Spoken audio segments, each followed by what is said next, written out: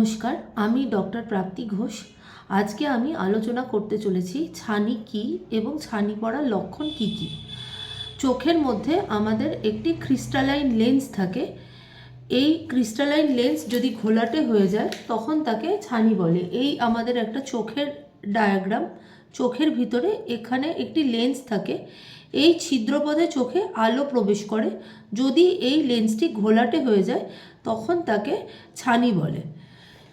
বিভিন্ন কারণে চোখে ছানি পড়তে পারে, কিন্তু ছানি পড়ার যে প্রধান লক্ষণগুলি আছে সেগুলি হলো, প্রথম দিকে রোগী বুঝতে পারেন না, চোখে কম দেখেন।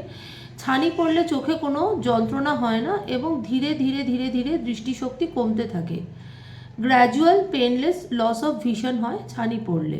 এছাড়াও ছানি পড়লে সন্ধেবেলা রাস্তায় বেরোলে গাড়ির আলো চোখে পড়লে চোখ ধাঁধিয়ে যেতে পারে।